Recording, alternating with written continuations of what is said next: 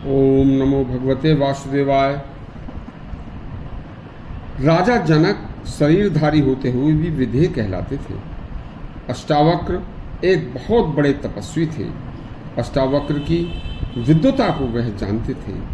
एक बार अष्टावक्र को राजा जनक ने अपने यहाँ बुलवाकर और अपने सिंहासन पर सम्मान के साथ बिठाकर और उनके पैरों में बैठकर उनसे धन के बारे में पूछा था। सुनिए, बड़ा दुर्लभ किस्म का यह प्रसंग है।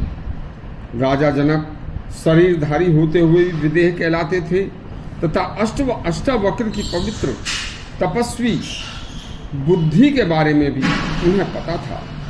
तब एक दिन राजा जनक ने अष्टावक्र को अपने यहाँ सिंहासन पर आदर से बैठाकर स्वयं उनके चरणों में बैठकर धन की महिमा पूछी। तब अष्टावक्र बोले, हे राजन, धन की 3 दशाएं होती हैं, दान, भोग और नाश। राजन, जो व्यक्ति धन पाकर न दान करता है, न उस धन का सही सदुपयोग करता है, न उसका सही भोग करता है, तो उसकी तीसरी दशा जो होती है वह नाश होती है। देखो, दुनिया में धन के स्वामी तो आपको बहुत कम मिलेंगे और धन के दास आपको बहुत मिल जाएंगे।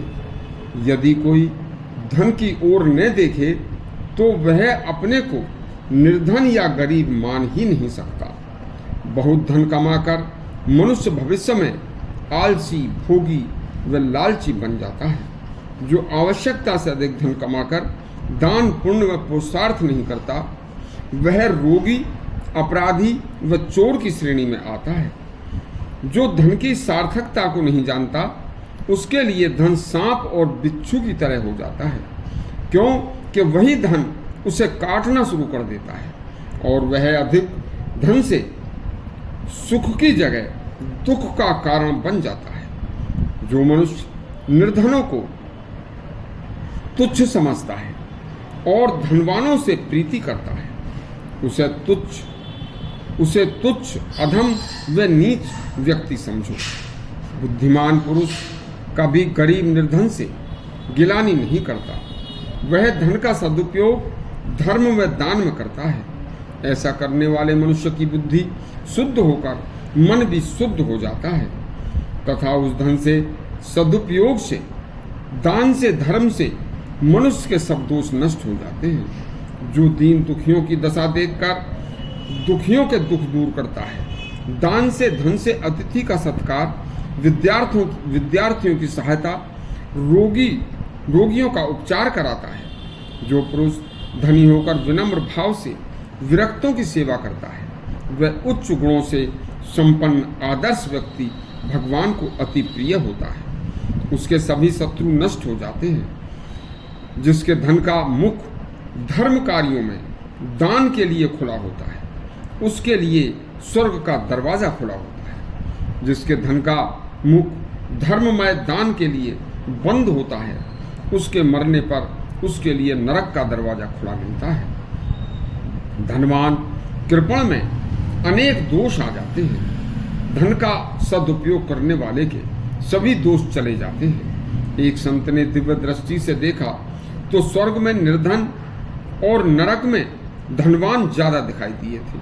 धन के होते हुए जो उदारता से दान, धर्म, सेवा नहीं करते, वे अभागे हैं। उनके मरने के बाद उनके धन का उपयोग कोई दूसरा ही करता है, जिसका उन्हें कोई लाभ नहीं मिलता। जिसका सर्वोपरि धन ईश्वर है, वह संसार का सर्वोपरि धनवान है।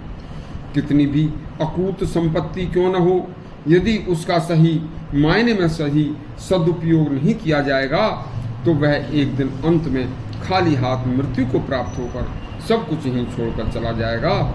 इसलिए उस धर्म पूर्वक श्रम, सत्यता, धन का संचय करके उसे धर्म पूर्वक, सत्य पूर्वक सदुपयोग करके जीवन और मरण दोनों को सफल बनाया जा सकता है। यदि आपको यह धन के ऊपर अष्टावक्र और राजा जनक का प्रसंग अच्छा लगा हो तो हमारा चैनल सब्सक्राइब करें और घंटी दबाएं। धन्यवाद।